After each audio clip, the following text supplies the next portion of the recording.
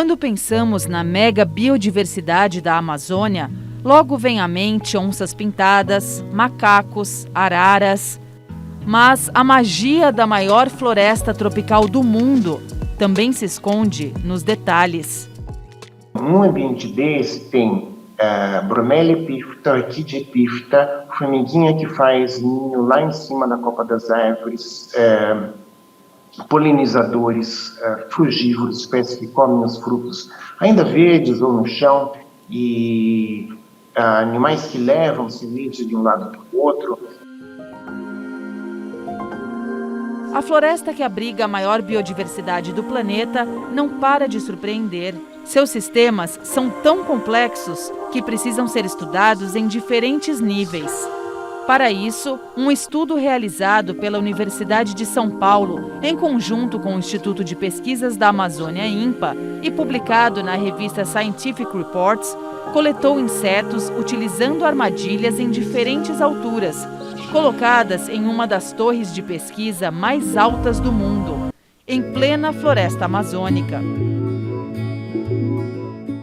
No Repórter Eco de hoje temos essa reportagem super interessante que você viu um trecho sobre as milhares de espécies de insetos desconhecidos que vivem nas copas das árvores da Amazônia. E a gente vai ver também.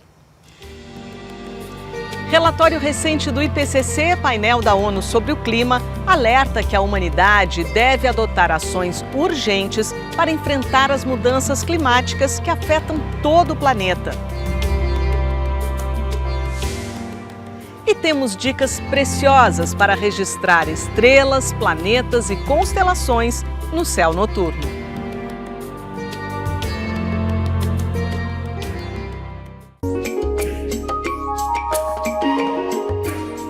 O último relatório do IPCC, painel científico da ONU, confirmou a gravidade da crise climática no mundo. O documento mostra que é urgente investir na adaptação das cidades para enfrentar o aquecimento global. Um planeta mais quente, com secas, enchentes, tempestades e furacões mais severos, consequência da alta concentração de poluentes na atmosfera, causada pela queima excessiva de gasolina e carvão, entre outros derivados do petróleo, para produzir energia, e pelos desmatamentos de florestas e outros biomas, como campos e savanas. Cientistas alertam que alguns efeitos da crise climática são irreversíveis. O relatório, do ponto de vista do Brasil, coloca que o Brasil tem vulnerabilidades muito importantes, na verdade até mais do que a maior parte dos demais países, pela sua localização tropical, pela sua economia baseado muito na questão agrícola e pela extensa área de contato com o mar. Nós temos 8.500 quilômetros de costa, que é muito vulnerável ao aumento do nível do mar. Nós temos consequências da crise do clima que são irreversíveis. O que isso significa? Significa que os governantes do mundo todo, inclusive o Brasil, precisam pensar seriamente na adaptação à crise do clima, além da mitigação. As nossas cidades não estão preparadas para as mudanças climáticas, em particular para o aumento dos eventos climáticos extremos, como nós observamos recentemente em Petrópolis, e estes desastres vão aumentar de frequência e de intensidade. O IPCC ele fala no Sudeste um aumento de chuvas, e não só um aumento de chuvas, né, mas um aumento de chuvas concentradas em poucos dias, poucas semanas, que é o que faz acontecer os deslizamentos que nós vemos. Nordeste do Brasil, aumento de seca, e a Amazônia brasileira, que se ultrapassarmos uma média de temperatura global de 1,5 graus Celsius, ela vai começar uma savanização gradual e vamos perder esse bioma.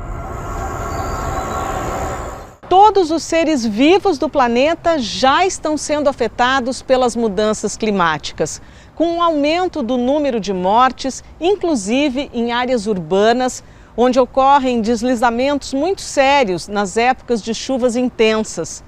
Com o sofrimento trazido pela pobreza, a projeção é que a renda média dos brasileiros caia mais de 80% até o fim do século. É muito mais do que em outros países. Parece que está muito longe, mas essas coisas vão acontecendo gradualmente, com as migrações para fugir de áreas de secas onde não haverá água doce para beber. É por isso que os governos têm que agir com urgência para proteger a natureza e assim estarão protegendo também os seres humanos. A América Latina é uma região de vulnerabilidade. Então, ele já coloca isso. E por quê? Por causa do tamanho da desigualdade.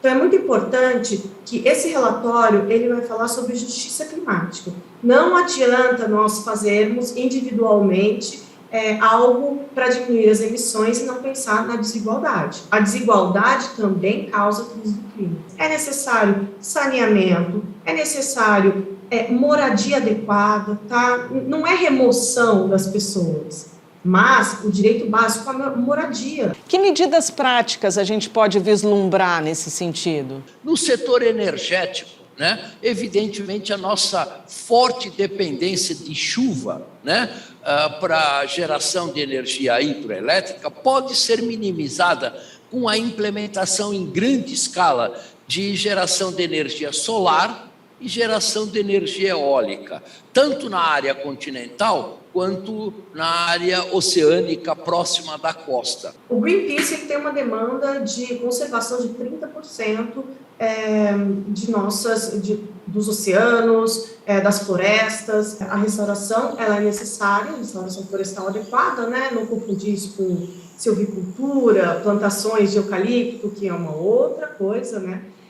Mas conservar também, conservar biomas, não apenas florestas, como eu disse, mas também áreas no oceano. Nós temos um grande impacto já nos corais. Um dos compromissos internacionais que o Brasil tem, que é muito importante, é reflorestar 12 milhões de hectares de florestas, não só na Amazônia, mas também na Mata Atlântica, no Cerrado, nas florestas de araucária do sul do Brasil e assim por diante. O IPCC, ele fala sobre a importância de nós olharmos para as comunidades e para os povos indígenas e para as comunidades tradicionais e como que elas lidam com a natureza e com a terra. Então, como que nós podemos ter os povos originários, ter as comunidades tradicionais como um exemplo dessa mudança que, como sociedade, nós precisamos ter. É muito importante a gente olhar para isso, levar isso a sério.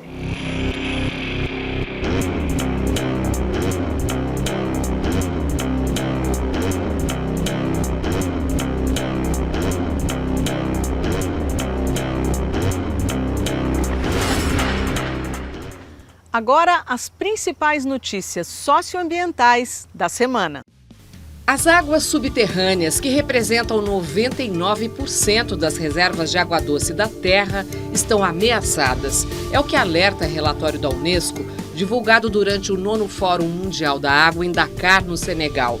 De acordo com o órgão das Nações Unidas, os recursos hídricos estão sendo poluídos e superexplorados pelos seres humanos. É essencial usar essas reservas de água de forma mais inteligente, recomenda o documento.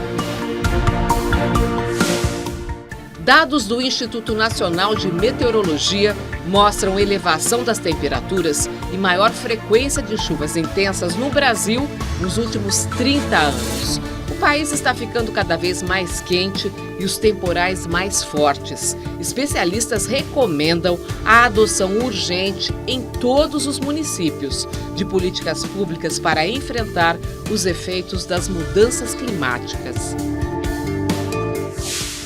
O governo federal anuncia programa para tentar reduzir emissões de metano.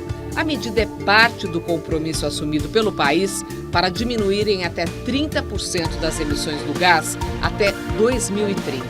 O metano acelera o aquecimento global e é produzido pelo aparelho digestivo do gado e por atividades humanas, como os resíduos de aterros e produção de óleo e gás. O Brasil é o 5º maior emissor do gás. Ex-ministros de Meio Ambiente se reúnem em Brasília, no gabinete do presidente do Supremo Tribunal Federal, Luiz Fux, e na presidência do Senado. O grupo tratou da lista de processos contra as decisões de retrocesso ambiental do governo Jair Bolsonaro, como a retirada da autonomia do IBAMA, a omissão no combate aos desmatamentos e a paralisação do Fundo Amazônia. E veja a seguir, aqui no Repórter Eco, a arte de registrar as belas imagens de estrelas, planetas e constelações no céu noturno. Tem dicas para você.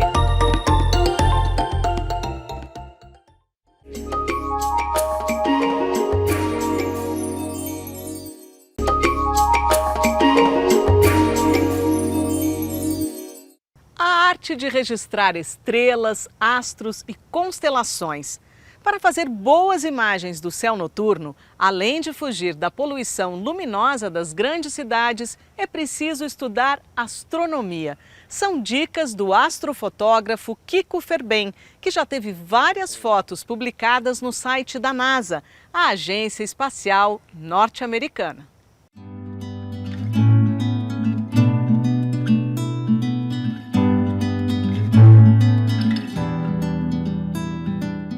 O fascínio pelo céu estrelado começou na infância.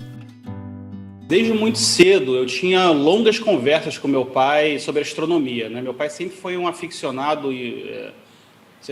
por assuntos relacionados à ciência, e eu lembro desde muito cedo meu pai ter na mesinha de cabeceira dele livros do Carl Sagan, né? Que foi um grande divulgador científico. Além da astronomia, o garoto Carlos Ferben tinha outro interesse, a fotografia. Eu tenho arquivos fotográficos aqui de muitos anos atrás, né? E eu reparo já o interesse meu em fotografia noturna, sem entender que eu estava fazendo fotografia noturna, né? Eu reparo umas fotos antigas, tentando fazer, inclusive, fotografias aqui dentro do Rio de Janeiro, que tem muita poluição luminosa e se vê pouquíssimas estrelas, mas já tentativas, né, há muitos anos e muitos anos atrás, já tentativas de buscar os objetos do céu noturno. Era um interesse verdadeiro meu, que nem eu reconhecia como um interesse, mas ele já estava lá. As duas paixões transformaram Carlos em Kiko Ferben. É assim que hoje o astrofotógrafo é conhecido nas redes sociais e assina as fotos, 9 delas publicadas no site da NASA, a agência espacial americana. Kiko também já foi vencedor do concurso do Observatório Real de Greenwich, na Inglaterra. Para conseguir boas imagens do céu noturno, ele conta que busca lugares livres de poluição luminosa, como o deserto do Atacama, no Chile. Foi lá que viveu uma das experiências mais impressionantes. Eu vivi uma experiência, Márcia, no Atacama, no deserto do Atacama, que foi muito incrível. Eu fiz um pré-planejamento e eu fui num local que estava quase 5 mil metros de altura, né, acima do nível do mar. E era um altiplano no deserto do Atacama, e nesse local tinham lagunas de 30 centímetros de água, lagunas super rasas, com 30 centímetros de água. E nesse local que eu estava fotografando, eu vivi uma experiência incrível, porque por volta de 3 horas da manhã, já com o corpo cansado, né, nessa altitude toda, o vento simplesmente parou no momento dado da noite, né? Parou o vento, e com isso, essa laguna que estava na minha frente virou um espelho perfeito. Ela refletiu perfeitamente as estrelas do céu. Era literalmente como se tivesse um espelho ali na minha frente. E a brincadeira, a diversão durante a noite foi chegar na borda dessa laguna e sentir vertigem, porque parecia que eu estava olhando para um buraco ali na minha frente, né? Que eu estava olhando para o cosmos ali na minha frente, e a resposta minha do meu cérebro era de me proteger para não chegar na borda de o que parecia ser um buraco, né? Com a Via Láctea refletida ali nessa laguna. Você tem fotos premiadas, você tem fotos publicadas na NASA. Qual você escolheria para essa nossa entrevista? Nessa mesma noite, Márcia, nesse altiplano no Atacama, que eu comentei do espelho, né, e do reflexo da Via Láctea, eu fiz uma das fotos que eu mais gosto, do arco completo da Via Láctea, com a cratera de um vulcão inativo na frente. Então, tem um efeito negativo da cratera do vulcão, fazendo como se fosse um arco negativo e tem o arco da Via Láctea fazendo um arco todo positivo por cima. De novo, aquela conexão entre a Terra, a natureza terrena e a natureza cósmica. Essa é a minha foto favorita que eu fiz até hoje, inclusive por conta das dificuldades de fazê-la. Eu vi que em algumas fotos você compõe espécies da nossa natureza com o céu estrelado ao fundo, árvores, por exemplo. Qual é a sua proposta com essa composição?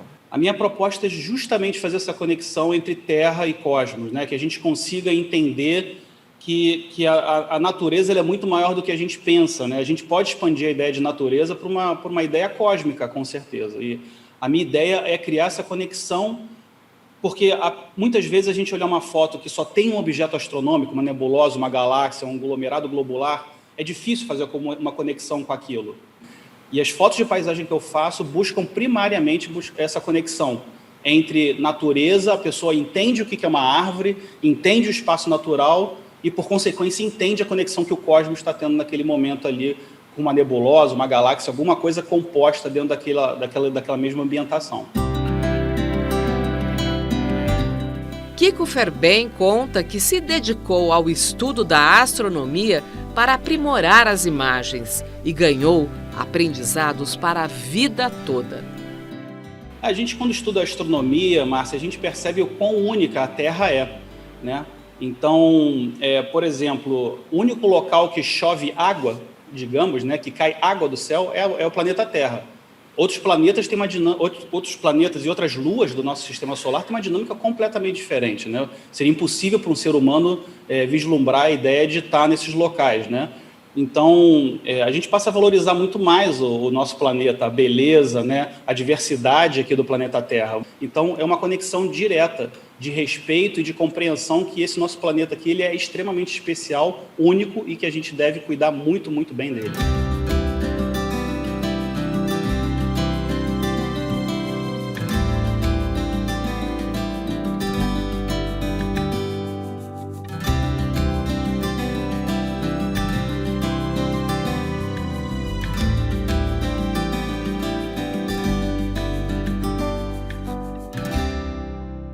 E veja a seguir, aqui no Repórter Eco.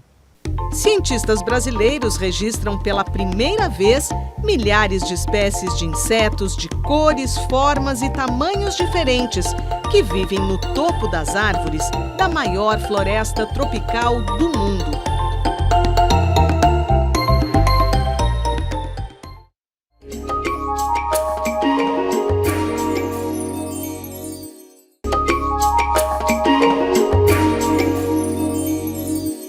A biodiversidade da Amazônia é bem maior do que se imaginava. Um estudo inédito realizado por pesquisadores brasileiros registrou pela primeira vez milhares de espécies de insetos que vivem em um mundo desconhecido, a copa das árvores. Quase 70% foram encontradas acima de 8 metros de altura.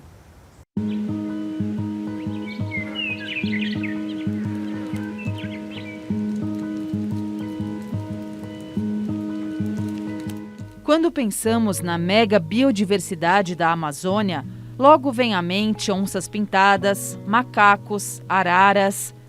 Mas a magia da maior floresta tropical do mundo também se esconde nos detalhes.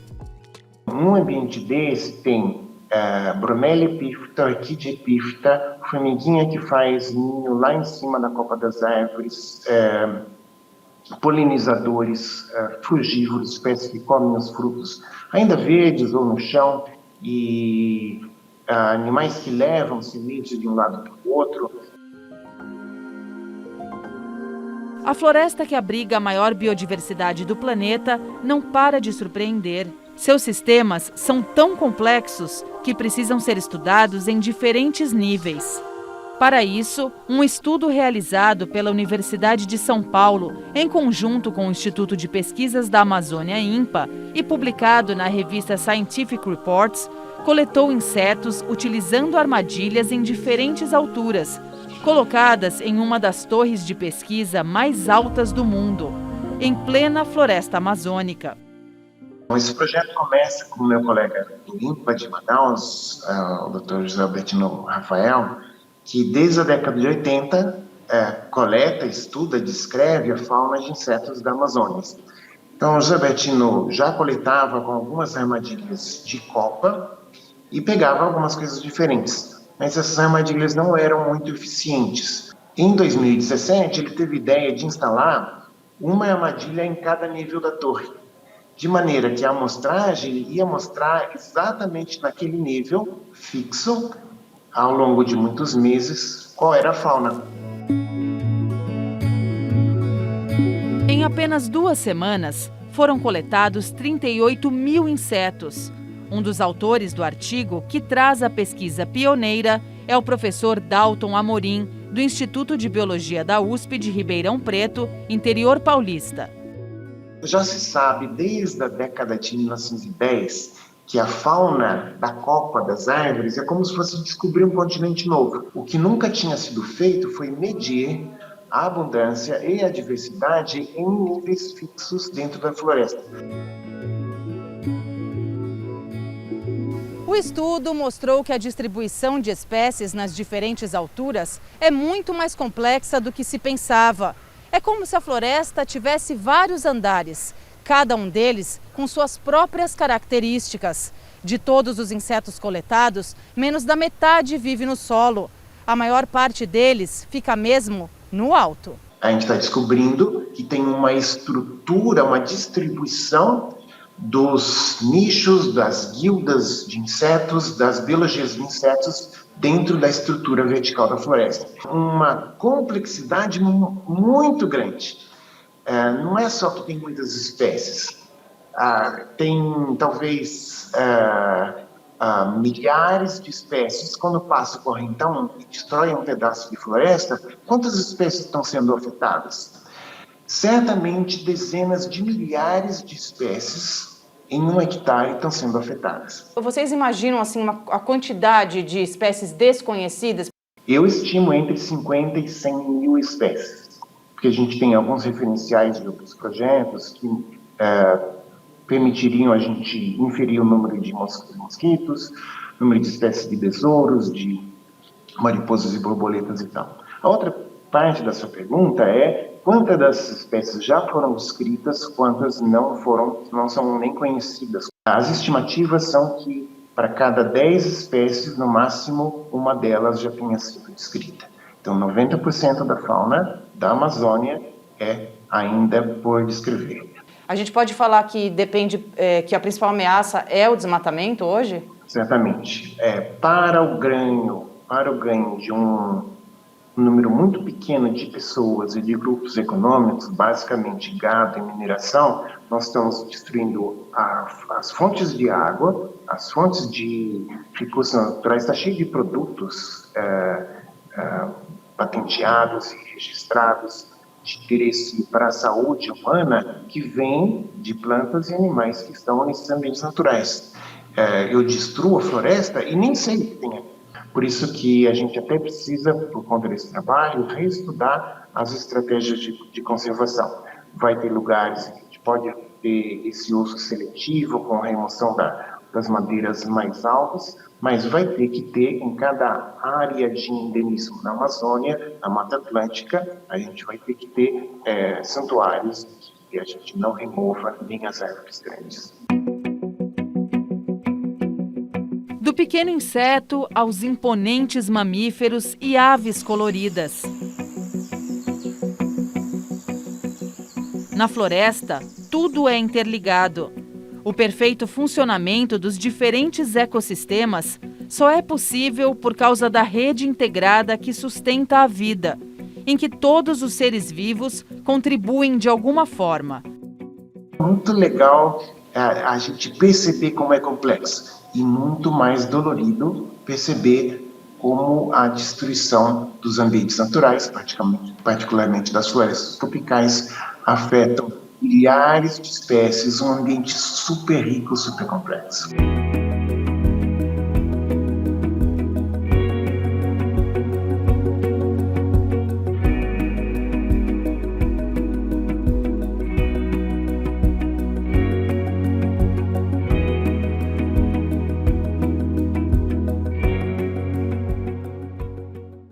Olha só, a Amazônia sempre nos reserva surpresas e encantos pela riqueza e diversidade de formas de vida.